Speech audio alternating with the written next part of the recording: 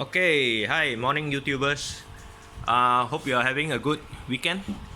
So, a few of you have been asking me how do you quarantine new fish when you are making new purchases, okay?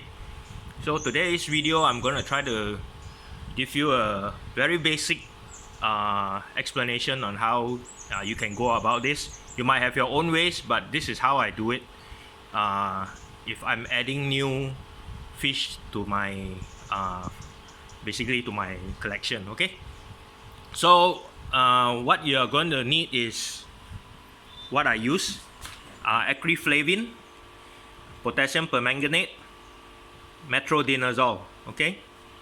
So these are the three basic ones that I use, and it's pretty sufficient so far. I mean, through the history of what I've been doing with my fish, okay? So what do you do when you first purchase your fish? So I'm using this sponge as to act as your new purchase. Let's say you just bought a new fish, okay, and you're planning to add it to your main tank. Always have a quarantine tank prepared, okay? Quarantine tank being a 3 feet tank will be good. So 36 inches by 18 inches by 18 inches high, okay? 36 times 18, 18. So it's a 3 feet tank. That's what I normally use. Okay, and when you have a new purchase, right, and let's say you have already prepared that tank with fresh water, okay, so what you do is you add a bit of the tank water, assuming it's from that tank. Add a bit of your tank water to this empty pail first, maybe 2 scoops, okay, and then open up your fish, okay. Open up your fish. Give me a second while I try to do this with both hands. So-called fish, right? You put it into your bucket, as in pour it in with both hands. I'm just showing this with one hand. Basically, what you want to do is you don't do that, but you do it with both hands, and you have your new fish inside this pail with a mixture of your quarantine tank water as well as the water from the bag, okay. Just observe your fish to make sure that it's swimming okay and it's not like half dead on arrival or anything from your supplier, okay. You can always claim from your supplier if it is already dead in the bag, unopened and all that, provided they have such policy, okay. So once you have your fish in the bucket and you have prepared your quarantine tank, okay. So basically, quarantine tank, your water, you can be just 3/4 way. Don't have to be all the way up to the top. 3/4 will be sufficient, okay. What you do is you take a net, okay. You take a net, you scoop up your fish without the water. Just take your net, okay, and put the fish into your quarantine tank, okay. And then for the first day, what you want to do is you want to dose your quarantine tank with acriflavine, okay. You can prepare a mixture of acriflavine using a normal, this is a 1.5 liter mineral water bottle. What you do is you take one tablespoon of acriflavine, put inside here, and mix the rest up with water. It can be tap water or anything, and then shake it well, okay. So you have prepared a solution of acriflavine, and for a 3 feet tank, right, you use 1 cap full, okay. Use 1 cap full, pour it into the tank, okay. And for the first day, do not feed your fish, okay. You'll be just let it rest and don't feed it, okay. And it'll be in the acriflavine solution.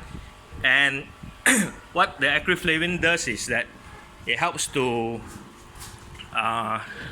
repair all those external damages during shipping and all that, as well as to remove any fungus or parasites or anything, okay. And then on the second day, you do the same thing. You remove, change 80% of the water or 90% of the water, and you redose again with acriflavine, one cap, okay. 1 cap of acriflavine. Second day, you can feed once a day, just a little bit, okay? And then do the same thing on the third day. Third day, you remove again 90% of the water, redose your acriflavine, you feed once a day, okay? Normally what I do is I feed before I redose, so that you can actually have cleaner water, okay? Then on the third day, after you redose and you are going into your fourth day, that means you only dose acriflavine for 3 days. Just before, on the third day, you empty all the water to 90%, you fill in with new water, okay? Sorry, on the fourth day, you fill in with new water and you do a PP bath. PP bath is basically potassium permanganate bath, okay? For a 3 feet tank, you just need about this much, just the tip here, okay? Just a little bit until the water turn slightly purplish, a bit slightly purplish, and let it soak the fish for about 15 to 20 minutes. Then replace all the water again. 90% of the water, you remove 90% of the water, fill it with new water on the fourth day, and this time you dose with metro, okay? Metro for a 3 feet tank, about half tablespoon, okay? And same thing, you can feed on the fourth day as well. Normally again once a day. Fourth day, I feed once a day. And you do the same thing for the fifth, sixth, seventh, total of 7 days dosing for metro, okay? So again, replace 90% of the water, redose your metro, feed the fish. So same thing, once a day. And then once you see your fish starting getting stronger and stronger, you can increase your feed rate, okay? But keep an eye on your water as well, okay?